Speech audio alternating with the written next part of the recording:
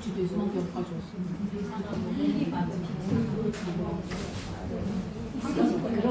근데 문 좀 닫아주세요. 문 좀 닫아주세요. 이거 눈도 맨날 부어있고 그거 눈도 맨날 부어있고 아니 그게 거기 아는 거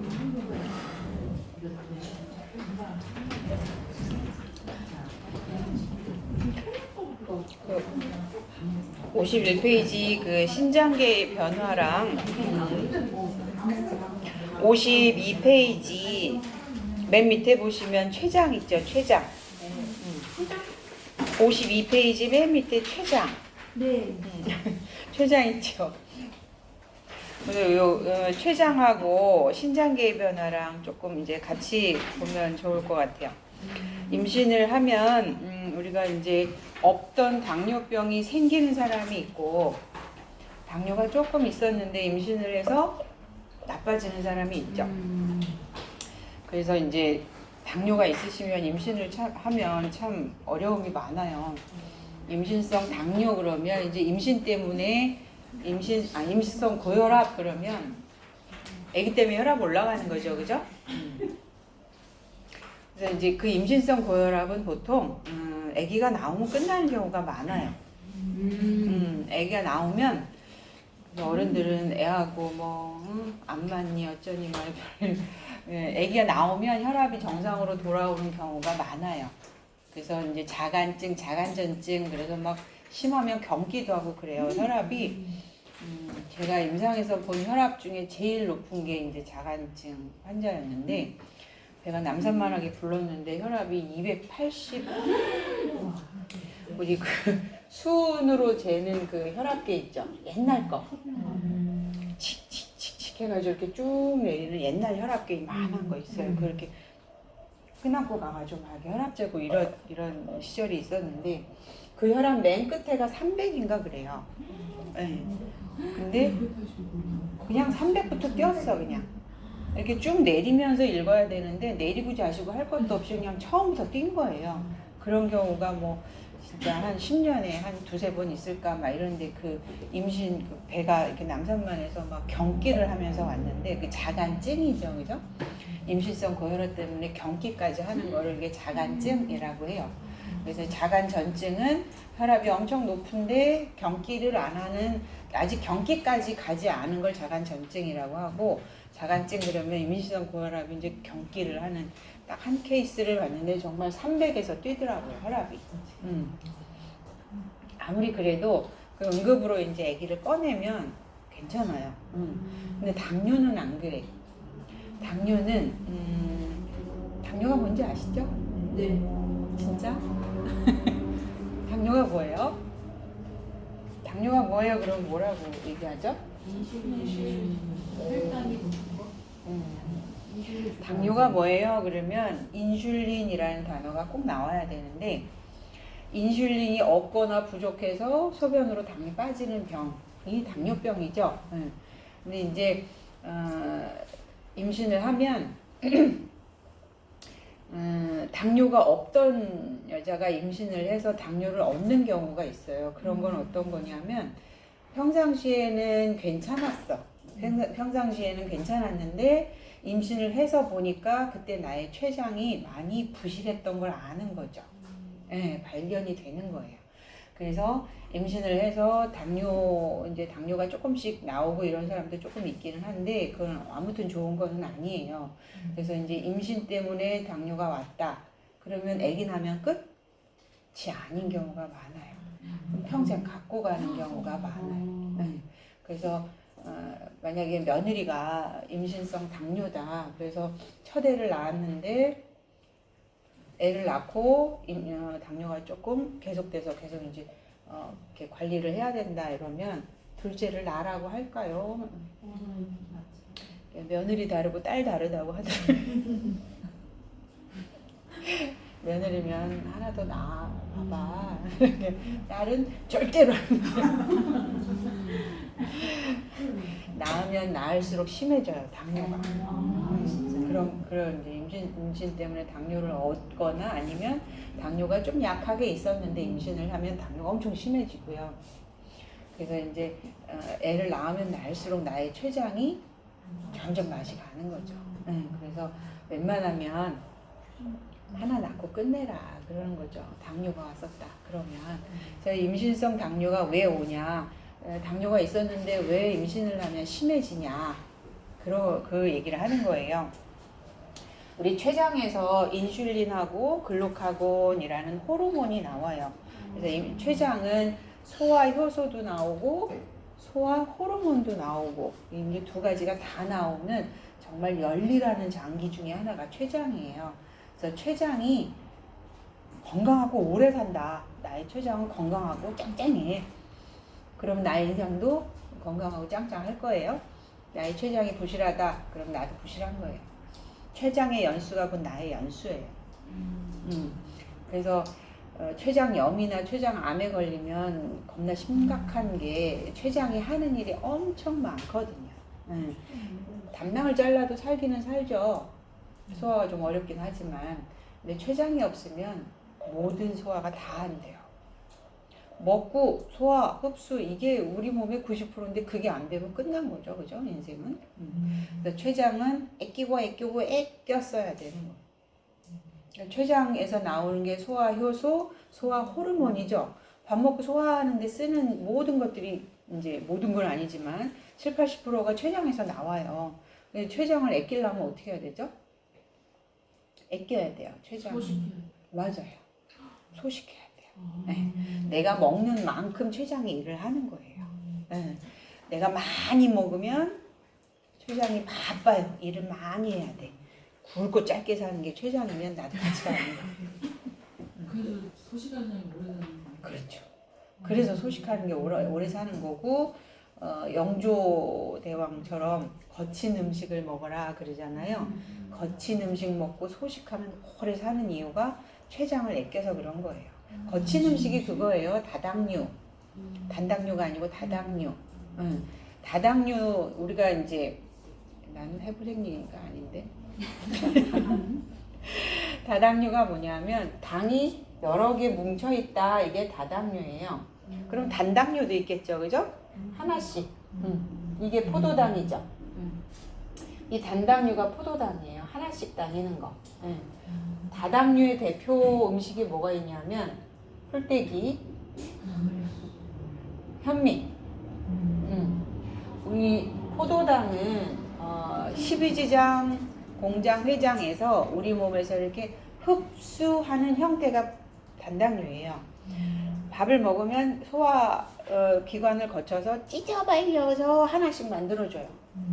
찢어발려서 소화해서 포도당으로 만들어줘요. 그래서 이 포도당이 혈관 안에 둥둥 떠다니는 걸 우리는 혈당 이렇게 얘기하죠. 포도당이 혈관 안에 둥둥 떠다니는 게 혈당이에요. 왜 떠다니죠? 밥을 먹었으니까 소장 벽에서 흡수한 거예요. 어떤 형태로? 포도당의 형태로. 흡수, 혈관으로 땡겼어요. 혈관으로 땡겼기 때문에 피 속에 나의 포도당이 둥둥 떠다니는 거죠. 요게 혈당이에요. 그래서 여기다 콕 찔러서 검사를 하면 나의 포도당이 몇 개 떠 있는지 수치가 나오죠. 그게 혈당이에요. 그러면 우리는 피 속에다가 포도당을 둥둥 띄우려고 밥을 먹은 게 아니에요. 왜 먹었냐면 우리 조직을 먹여 살리기 위해. 우리는 세포. 우리는 결국 이 세포를 먹여 살리기 위해서 밥도 먹고 삼겹살도 먹고 닭가슴살도 먹고 그렇게 먹은 거예요. 세포가 모이면 뭐가 되죠? 조직이 되죠. 세포, 조직을 먹여 살리기 위해서 밥을 먹은 거죠. 혈관 안에 둥둥 떠다니는 포도당이 조직, 세포로 가야 돼. 안 가면 그냥 혈당 높은 상태로 있는 거예요. 혈관 안에 있는 포도당이 우리의 세포와 조직 안으로 들어가야 되는데 이렇게 혈관 안에 있는 포도당을 조직 안으로 갖다 주는 애가 누구? 택배기사. 혈관 안에 있는 포도당을 세포와 조직 안에다 갖다 주는 애가 누구다? 인슐린. 택배 기사예요. 인슐린. 누구를? 포도당을 세포, 조직에 갖다 주는 애가 인슐린이에요. 인슐린이 부족하거나 없으면 여전히 나의 혈관 안에는 포도당이 둥둥 떠다니고 나의 조직과 세포는 여전히 굶고 있는 거죠. 그래서 당뇨 환자들이 먹어도 허하죠. 왜냐하면 나의 조직과 세포가 여전히 굶고 있어.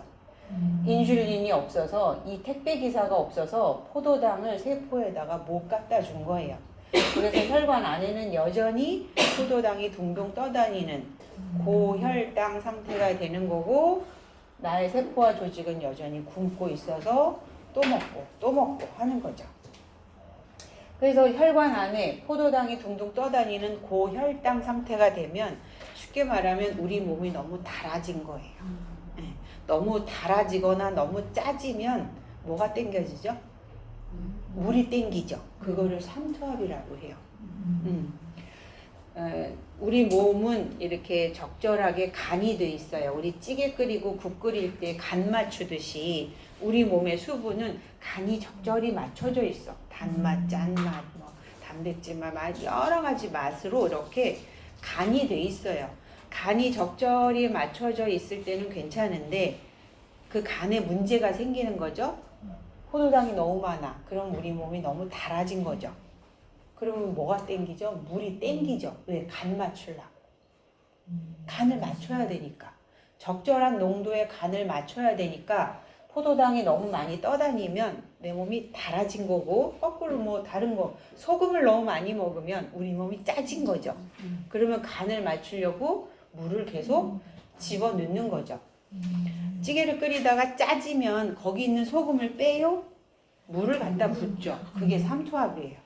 이렇게 설명하면 아줌마들은 다 알아. 그게 삼투압이에요. 그래서 포도당이 세포를 내로 못 가니까 우리 몸이 달아져서 물이 계속 땡기니까 당뇨 환자들은 물을 계속 먹죠. 물을 계속 먹고 그리고 이 포도당이 오줌으로 나가죠. 못 갔으니까. 그죠? 못 갔으니까 오줌으로 계속 빠지는데 오줌으로 빠질 때도 간 맞춰서 나가요. 포도당만 나가는 게 아니고 그 양에 합당한 물하고 같이 나가죠.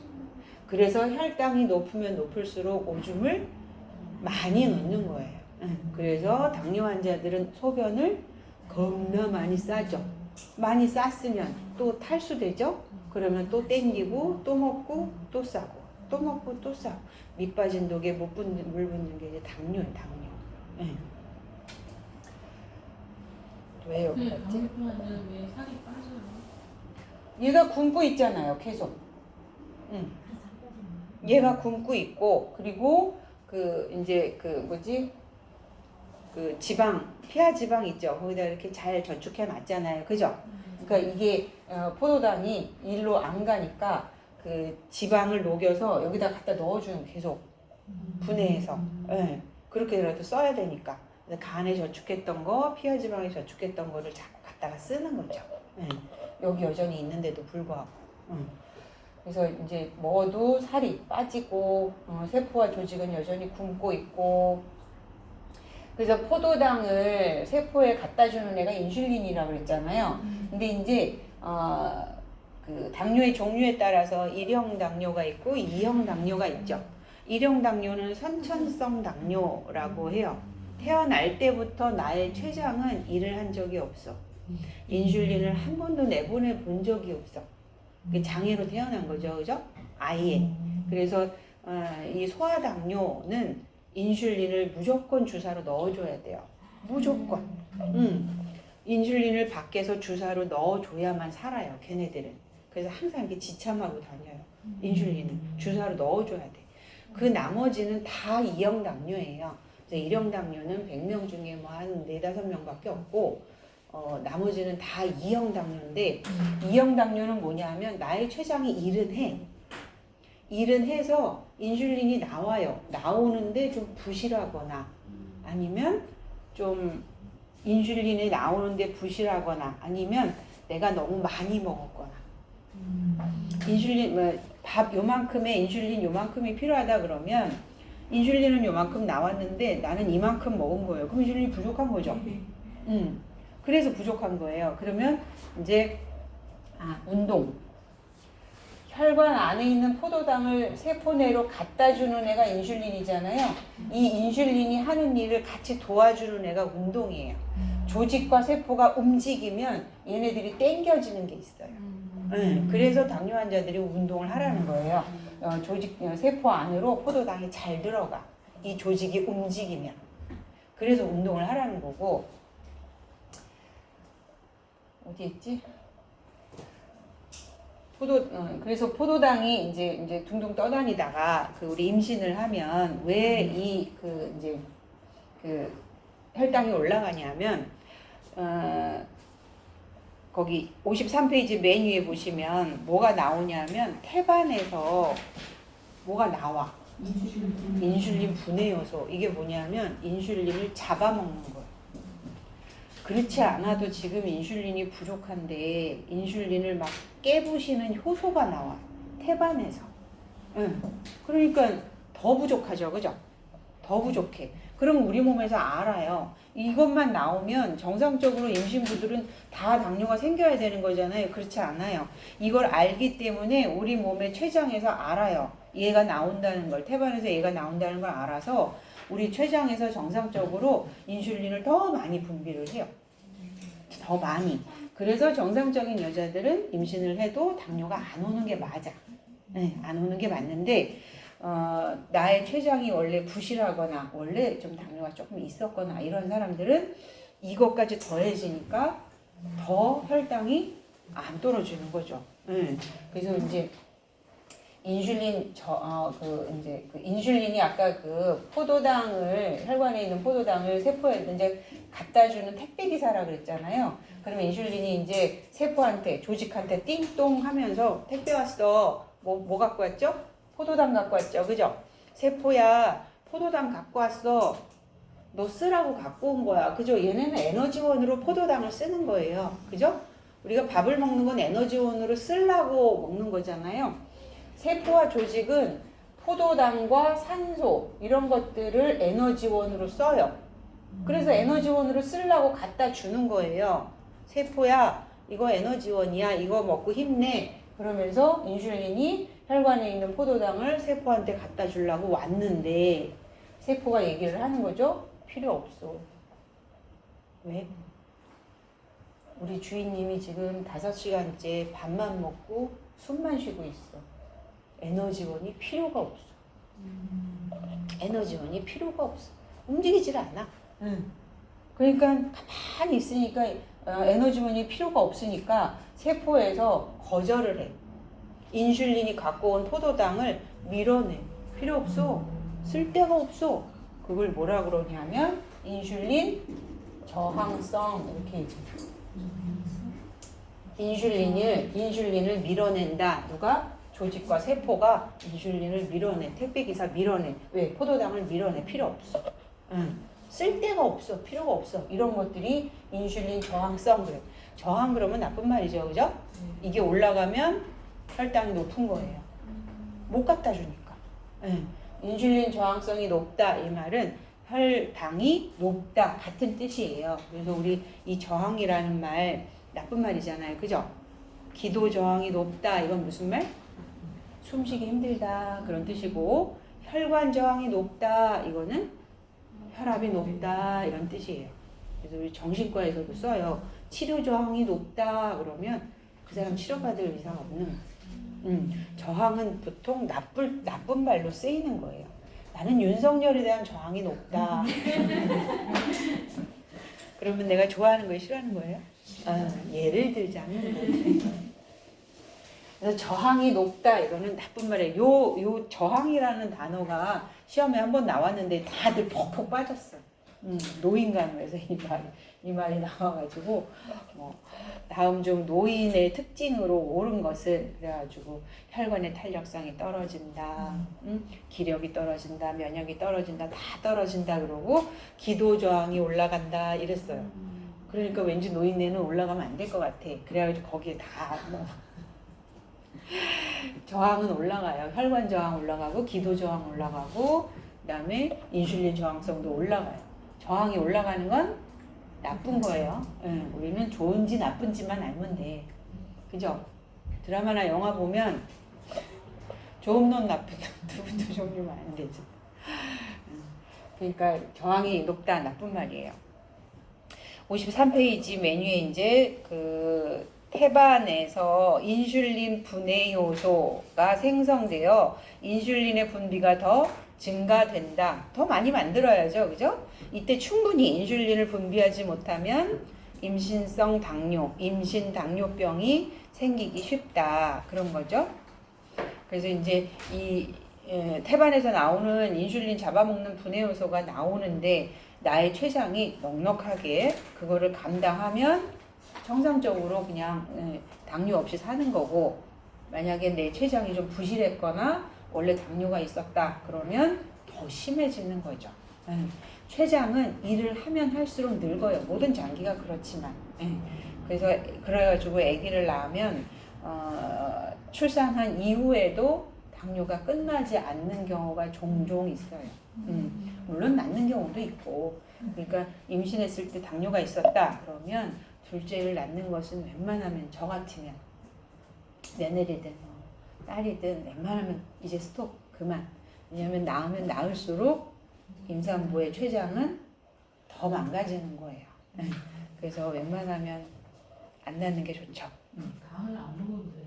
식구당 안 먹어도 돼요? 당뇨의 치료 원칙은요. 첫째도 둘째도 뭐? 식이요법. 우리가 인슐린이 왜 필요하냐면 밥을 먹어서 필요한 거예요. 그죠? 밥을 안 먹으면 인슐린이 필요가 없어. 너무 극단적이긴 하지만 내가 뭘 먹느냐에 따라서 그만큼 인슐린의 필요량이 결정되는 거예요. 그래서 아까 다당류를 먹으면 단당류로 이렇게 하나씩 찢어 발려질 때까지 막 소화를 하는 과정이잖아요. 그럼 우리가 단당류를 먹어야 돼요? 다당류를 먹어야 돼요? 다당류를 먹어야죠. 다당류를 먹으면 단당류가 될 때까지 시간이 오래 걸려요. 현미밥을 먹으면 당이 천천히 올라갔다 천천히 떨어져요. 그래서 혈당 곡선은 항상 이렇게 이게 좋은 거예요. 근데 콜라, 사이다, 오렌지 주스, 초코우유 이런 거 먹으면 쫙 올라갔다 쫙 떨어져요. 그래서 그게 단당류예요. 초코우유 이런 거, 단 거. 그런 것들이 단당류예요. 그럼 먹으면 찢어 발릴 필요가 없죠. 소화, 흡수 이게 이제 확 줄어드는 거예요. 시간이 들어올 때부터 찢어 발려져서 들어오니까 이거 소화하고 자시고 할 필요가 없어. 그 들어오자마자 바로 장에서 흡수해 버리는 거죠. 바로 혈당이 올라가죠. 그럼 이제 저혈당 쇼크면 저혈당 증세가 있을 때는 이런 걸 먹어야죠. 왜냐면 빨리 올려야 되니까. 그래서 이제 뭐 초코우유라든지 오렌지 주스 이런 거 먹으면 아무래도 사탕보다는 그런 그 수분으로 된 게 흡수가 더 빨라요. 쪽쪽 빨아먹는 그 사탕은 좀 시간이 걸리고, 뭐 오렌지 주스.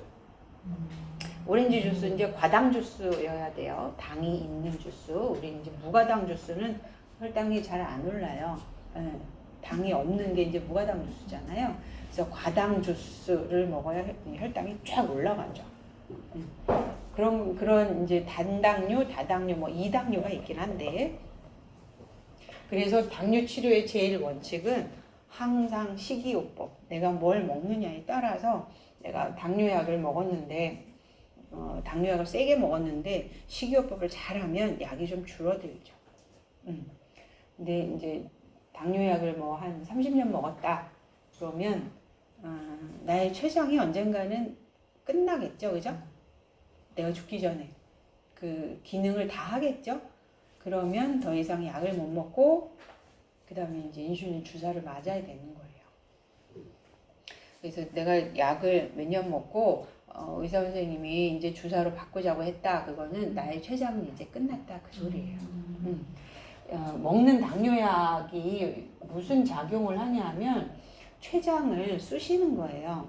췌장아 정신 차려, 인슐린 좀 보내줘. 그러고 계속 자극하는 거예요. 췌장을 막 자극해. 물론 종류가 여러 가지가 있는데 먹는 당뇨약의 대부분은 뭐냐면 췌장을 쑤셔. 인슐린 빨리 내보내. 먹는 당뇨약이 인슐린이 아니에요. 췌장을 쑤셔서 췌장에서 인슐린을 잘 내보낼 수 있게 잘 쑤셔주는 약이 당뇨약이에요. 그러면 일형 당뇨는 선천성 당뇨, 소아당뇨는 약을 아무리 먹어도 소용이 없죠. 아무리 쑤셔도 걔는 인슐린을 내보낼 능력이 없어. 그렇죠. 그러니까 약 먹는 게 의미가 없고 계속 인슐린을 주사로 놔야 되는 거죠. 그래서 당뇨약 그러면 이제 췌장을 쑤셔서 인슐린을 분비하게끔 자극하는 약이 제일 많은 거고, 그리고 뭐 그런 것도 있어요. 혈관 안에 떠다니던 그 포도당을 그냥 오줌으로 쫙 빼버려. 그냥 오줌으로 빼버려요. 그러면 이제 혈당이 떨어지겠죠. 그 대신 소변에는 달짝지근하게 계속 이제 당뇨, 요당 수치가 올라가겠죠. 이런 사람들은 이제 아무래도 그쪽 동네가 이제 계속 달짝지근하다 보니까 균도 잘 생기고 요로강염도 잘 생기고 뭐 이런 좀 부작용이 있어요. 균이 잘 살아. 그러니까 소변이 그냥 그 설탕물이 나오는 거죠, 그죠? 그 약을 먹으면 그 혈당을 그런 식으로 낮추는 거예요. 오줌으로 그냥 다 빼버리는 식으로. 그러니까 이제 균이나 이제 곰팡이나 이런 입장에서는 완전히 맛집인 거지, 그 동네. 그죠? 완전 달짝지근하니까. 이게 감염이 잘 되고 아주 좀 어려워요. 그래서 깨끗이 씻어주고 이렇게 말려주고 그래야 돼요.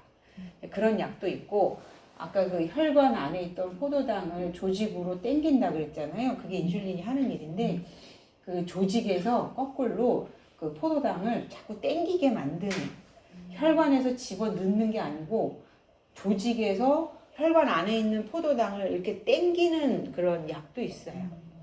그래서 이제 먹는 당뇨약은 그런 종류지 약 자체가 인슐린이 아니에요.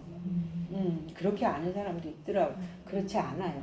그러니까 이제 먹는 약을 먹는다 이거는 나의 췌장의 기능이 어느 정도 있다 그거죠. 있는데 남보다 부실하거나 내가 너무 많이 먹었거나, 그게 이제 당뇨약이에요. 그래서 주사로 넘어갔다는 건 이제 더 이상 쑤실 췌장의 기능이 없는 거죠. 아까 질문이 당뇨도 굉장히 유전적인가 봐요. 나의 얼굴도 닮고 췌장도 닮아요. 장기가 닮아요. 저 같이 일하는 사람의 엄마가 투석을 하고 이 사람도 당뇨약을 먹고. 근데 밥을 엄청 많이 먹고. 허전하니까. 네? 먹어도 허전하니까. 나의 세포가 여전히 굶고 있으니까. 네. 그래서 먹는 거죠. 투석을 왜 하냐면 이제 당뇨 합병증 때문에 투석을 하면, 당뇨 합병증 이제 3개가 있죠. 당뇨 그러면 혈관 안에 물엿이 흐른다 이렇게 생각을 하시면 돼요. 그냥 너무 과장된 표현이긴 하지만 내 혈관에 피가 달짝지근한 거예요. 그러면 물엿이 흐르니까 껄쩍지근하겠죠. 그래서 당뇨가 혈압을 불러오는 거예요. 얘네들 둘이 일진이에요. 현대병 일진. 몰려다녀 항상. 네. 당뇨 있으면 고혈압을 불러요. 네. 달짝지근한 물엿이 흐르니까 아무래도 압력이 세야 다 골고루 피를 보낼 수가 있겠죠. 그래서 이제 그 모세혈관, 우리 몸은 이제 모세혈관으로 돼 있잖아요. 좀 달달한 6에서 10마이크로 직경, 얼마 한 거죠? 겁나 작은 거예요. 거기에 피가 다 가야 돼. 적혈구. 그래서 우리의 적혈구 사이즈가 6에서 8마이크로고 모세혈관 직경이 6에서 10마이크로예요. 그러면 적혈구 하나 겨우 통과할 수 있는 데가 모세혈관이에요. 겁나 작은 거죠. 근데 거기에 물엿이 흐르니까 막혀. 거기 그 모세혈관에 물엿이 흐르니까 막히는 거예요. 오랜 세월 막히죠. 그래서 모세혈관이 일하는 장기가 제일 먼저 망가지는 거죠. 모세혈관이 일하는 장기가 어디? 우리 몸의 모세혈관이 일하는 장기. 눈의 망막. 눈에 그 망막에 그 혈액을 공급하는 그 혈관이 겁나 모세혈관이에요. 그래서 거기가 막히면 시력이 상실이 돼요. 그래서 당뇨병성 망막증 이게 이제 당뇨 때문에 망막 시력 손상이 왔다. 그게 이제 당뇨병성 망막증이라는 당뇨 합병증이고, 그 다음에 신장, 콩팥. 아까 그 사구체가 모세혈관 뭉치라 그랬죠. 거기가 막히는 거예요. 그냥 콩팥이 망가져. 그래서 투석을 하는 거죠. 그리고 이 발은 모세혈관이라기보다는 심장에서 너무 멀어서 가기가 힘들어. 그래서 막히는 거예요. 너무 끝이야. 너무 멀어서 이제 가기가 힘든 거고, 그래서 이제 눈, 심장, 발 뭐 이렇게 얘기를 해요. 3대 합병증. 근데 신기하게 이게 사람마다 다 달라요. 누구는 시력부터 있고, 누구는 콩팥부터 망가지고, 누구는 다리부터 자르고. 이게 한꺼번에 다 오기는 겁나 힘들고, 사람마다 여기 오고 여기 오고 뭐 이 순서도 다르고, 이 중에 하나만 오고. 제가 아는 분은 80에 돌아가셨는데 당뇨로 40부터 시력을 잃었어요. 그리고 돌아가시기 한 1, 2년 전에 신장 투석을 하셨어요. 이게 정말 케바케. 사람마다 좀 달라요. 유전이에요. 유전 경향 있어요. 그래서 엄마, 아빠 둘 다 당뇨다 그러면 내가 당뇨될 확률이 50%. 왜냐하면 그 고지혈증도 유전이죠. 엄마 간이 내 간하고 비슷한 거예요. 콜레스테롤 너무 많이 만들어. 그런 것처럼 장기도 닮아요. 그리고 그 병을 만드는 특유의 유전자가 있어요. 밝힌 것도 있지만 못 밝힌 것도 참 많아요. 암도 유전이고요. 유전자가 아주 끝판왕. 병을 일으키는 끝판왕. 엄마 아빠 짱짱하게 100살까지 사셨다. 그럼 나도 그럴 확률이 높지. 부모 겁나 잘 만나가지고. 유전자가 좀 끝판왕인 것 같아요. 아무리 봐도. 질문에 답이 됐나요? 쟤 왜 저래? 51페이지 보시면 이제 그 신장계의 변화에서 임신 당뇨병, 그래서 당내성 검사 이런 거 설탕물 막 먹고 당 체크하고 막 이런 거 해야 돼요. 4번의 위장계의 변화를 보시면 뭐 우리가 다 아는 거죠, 그죠? 위장계의 변화는 입덧하고 그다음에 변비, 치질. 이거 애 낳으면 다 생기는 거잖아. 입덧은 우리 뭐 다 아시겠지만 그 육모성선 자극 호르몬이라는 것 때문에 이제 입덧이 생기는데 52페이지 맨 위에 팁에 보시면 육모 생식샘 자극 호르몬이라고 그래서 영어로 맨 끝에 HCG 이렇게 써 있죠. 이 호르몬이 HCG라는 호르몬이 있는데요. 육모 성선 자극 호르몬, 육모 생식샘 자극 호르몬, 옛날 말로 육모 성선 자극 호르몬이라는 건데요. 이게 이제 임신 초기에 겁나 올라가는 거예요. 임신 초기에. 이 육모 성선 자극 호르몬이라는 게 임신 초기에 쫙 올라가는 호르몬이에요. 그래서 그 소변으로 임태기에다 이렇게 소변 이렇게 떨어뜨리잖아요. 그죠? 그게 요 호르몬 수치 보는 거예요. 임태기가. 그래서 임태기 이렇게 보시면 거기에 HCG 이렇게 써 있어요. 이게 유린 HCG 이렇게 써 있어요. 소변으로 하는 그 임태기다 이런 뜻이에요. 유린은 소변이고. 그래서 HCG 호르몬, 육모 성선, 생식샘 성선 자극 호르몬. 육모 성선 자극 호르몬 HCG라고 하는 거예요. 이거 이제 응급실이나 뭐 이런 데서 그 뭐 이제 여자 환자가 그 배가 아프거나 이러면 무조건 이거부터 해요. 이 사람 배 사진도 찍고 엑스레이도 찍어야 되는데 그 다음 이제 검사가 안 돼. 이거 해서 음성인 거 확인하고 그리고 그 다음에 검사를 진행하는 거예요. 만약에 이거 안 하고 배가 아파서 이제 그 임태기 테스트 안 하고 만약에 엑스레이나 펑펑펑 찍었는데 나중에 봤더니 임신 초기였다 이러면 고소할 수도 있어요. 해도 돼. 그래서 이제 가임기 여성이 배가 아프다 그러면 무조건 이제 임태기로 요 수치를 보는 거죠. 용모성분 자극 호르몬 수치. 여기 이제 임신 초기에 겁나 올라가는 호르몬인데 얘가 임태기용으로도 쓰이지만 얘가 입덧을 일으키는 호르몬이에요. 그러니까 이제 임신 초기에 올라가니까 입덧도 임신 초기에 심해지는 거죠. 그래서 임신 말기가 가면 이렇게 점점 떨어져요. 그래서 이제 그 입덧이 점점 나아지는 거죠. 그래서 위장계 질환에서는 뭐 입덧하고 변비는 아기가 누굴 누르죠. 아기가 점점 크면서 누르는 장기 두 개가 있어요. 방광하고 직장.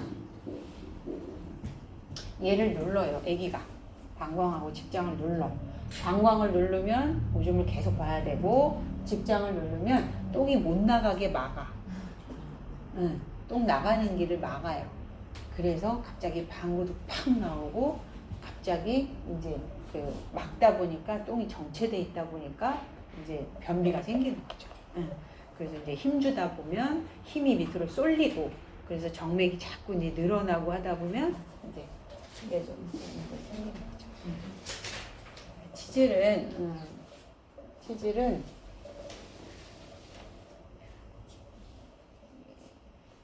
뭐죠? 좌욕만 하면 나아요. 치질은 수술하는 병 아니에요. 치질은 아무리 심해도 좌욕만 하면 나아요. 치질은 절대 수술하지 마세요. 궁금하신 분은 따로 연락 주세요. 가르쳐 드릴게요. 위장계 변화 51페이지에 보시면 그래서 뭐 입덧을 가라앉히는 방법은 뭐 이게 모닝 시크니스라고 하죠. 그죠? 입덧 모닝 시크니스. 아침에 심해.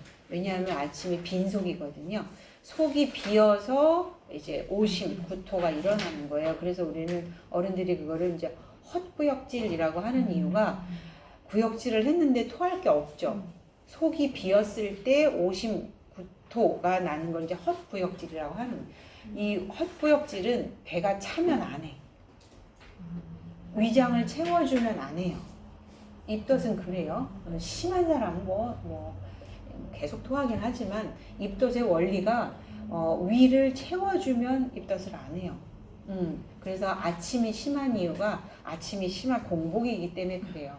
그래서 눈 뜨자마자 뭐 아까 주신 그 누룽지 같은 거 있죠. 그런 걸 이렇게 어부저부적 씹어 먹으면 되게 금방 좋아지죠. 이렇게 속을 안에 뭘 넣어주면 괜찮아지죠.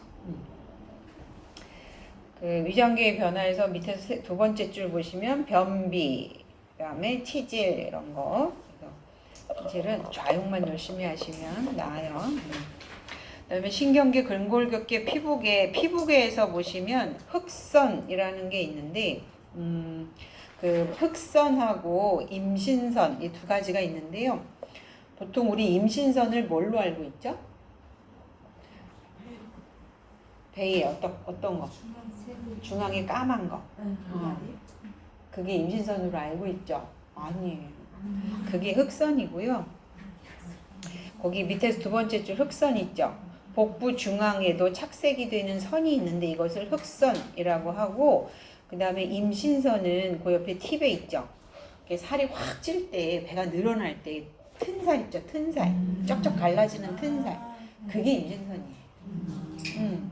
저도 이 공부하면서 알았어요. 그 까만 선 그게 임신선인 줄 알았는데 그거 아니고 그거는 흑선이라고 하고 이렇게 터지는 튼살 있죠? 그게 임신선이에요. 그래서 이 임신선은 막을 수가 없어요, 사실은. 그죠? 뭐 거기 뭐 단백질, 비타민 C, 뭐 크림, 뭐 오일 마사지, 뭐 별짓을 다 해도 트는 사람은 다 트죠, 그죠? 그게 이제 피부계 변화고, 그다음에 이제 내분비계의 변화에서 태반을 보시면 태반에서 분비되는 호르몬이 육모 생식샘 자극 호르몬. 입에 안 붙어 이게. 육모 성선 자극 호르몬 그래야 되는데. 또 우리말로 바꿔가지고 생식샘 자극 호르몬 HCG라고 하는 거예요. 요게 나오고 그다음에 거기 이제 읽지 말고 넘어가셔요. 52번 네 가번 요거예요. 육모 생식샘 자극 호르몬. 요거예요. HCG. 얘가 어디서 나오냐? 태반. 태반이 막 만들어질 때 나오는 거예요. 네. 임신 8에서 10주. 최고 이제 12주까지가 최고에 달해요. 그래서 우리 입덧을 보통 12주가 넘으면 조금씩 이렇게 하얀 곡선을 찍죠. 그래서 임신 초기에 피크가 되는 게 요 호르몬이에요. 그래서 이 호르몬 언제 쓰냐? 임신 여부 진단이라고 돼 있죠. 그죠? 소변이나 혈액 세 번째 줄. 소변이나 혈액에서 이 호르몬을 검사하는 게 이제 임신 여부 진단, 인태기를 쓰는 게 이 호르몬 수치를 보는 거예요. 임신이 진행됨에 따라 감소하며 임신 20주에 이르면 최저치에 이르고 임신 후반기에는 완전히 낮아져요. 네. 그래서 육모 생식샘 자극 호르몬 그러면 임신 초기에 피크를 찍는 호르몬이고 임태기로 쓰는 호르몬이에요. 그래서 근데 이제 임태기에다가 소변을 떨어뜨려서 양성이 빡 뜬다고 다 임신은 아니죠. 왜냐하면 이 육모성선 자극 호르몬이 있다고 해서 꼭 임신은 아니에요. 그 육모성선 자극 호르몬 나중에 이제 뒤에서 또 배우긴 할 건데 요 호르몬이 병을 일으키는 게 있어요. 포상기태. 포상기태라고 이게 흔한 병은 아닌데 포도상 모양 공기방울처럼 막 이렇게 그 우리 비눗방울 막 묵 불면 이렇게 부글부글 끓어오르잖아요. 그것처럼 자궁 안에 그런 것들이 막 포도상 모양의 공기방울처럼 막 이렇게 물혹 같은 것들이 막 생기는 병이 있어요. 자궁 안에 막 이게 부글부글 막 이렇게 그 비눗방울 생기듯이 막 포도 모양으로 막 부글부글 막 이렇게 물혹 같은 게 생기는 게 있는데 그게 이제 포상기태라는 거거든요. 이 포상기태 병이 있을 때 육모성선 자극 호르몬이 완전히 극에 달해요. 완전히 극에 달해요. 이것 때문이거든요. 이것 때문에 이 병이 생기는 거거든요.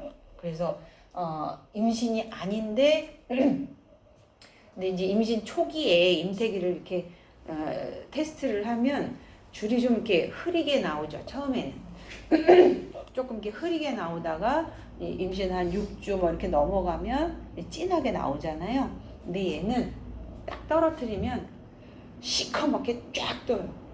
강양성 이렇게. 그래서 우리 그 뭐지 가짜 임신을 뭐라 그러지? 상상 임신? 네. 상상 임신의 증상이 임태기 양성. 얘 뭐 한다 그랬죠? 네, 입덧 있어요. 그리고 이 포도 모양이 부글부글 끓어오르면요 배가 이렇게 불러와요. 너무 심하면 포상기태가 너무 심하. 그래서 이 상상 임신이라는 게 보통 이 포상기태. 구역질하고 입덧하죠. 배불러오죠. 그다음에 임태기 하면 양성이죠. 그래서 병원 가서 아기 심장 소리 들으려고 막 이러면 없어. 아기가 없고 이런 게 들은 거지. 그래서 옛날 중전마마들이 보통 상상 임신이 이거 확률이 높다. 검사 안 해봐서 모르죠. 중전마마 초음파 안 해봐서 모르지만 아무튼 배도 불러오고 입덧도 하고. 근데 중전마마 입덧은 10달 내내 10달이 아니라 한 2, 3년 지났는데 애는 안 나오고. 이제 그럴 거다라는 이제 추측을 하는 거죠. 그 이제 뒤에 질환에서 또 나오는 거예요. 육모 생식샘 자극 호르몬, 임신 초기에 많이 올라가는 호르몬이라서 임신 여부 판단에 진단에 쓰는 거다 그런 거예요. 그 다음에 이제 나는 넘어가고 다번에 에스트로겐이 이제 임신하게 하는 호르몬이라 임신 초기에 막 올라가고 그 다음에 황체 호르몬은 프로게스테론이라는 거는 이제 임신이 딱 되면 얘가 올라가는 거예요. 그러니까 임신이 되기까지는 에스트로겐이 쫙 올라가고 임신이 딱 되면 그 다음에는 프로게스테론이 쫙 올라가는 거죠. 왜냐하면 임신을 유지해야 되니까. 그래서 우리가 중간에 그 유산이 되는 경우에 프로게스테론 수치가 떨어져서 임신이 이제 유산이 되는 경우가 있어요. 그래서 임신을 유지하려고 프로게스테론을 투여하는 경우가 있죠. 그래서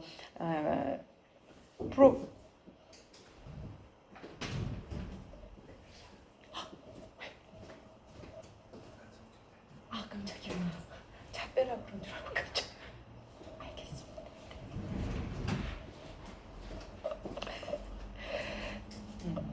그래서 프로게스테론은 임신을 유지하는, 그래서 그 피임약으로 쓰는 게 프로게스테론이에요. 좀 쉬었다 할까요? 네. 이럴 때 대답 제일 잘해.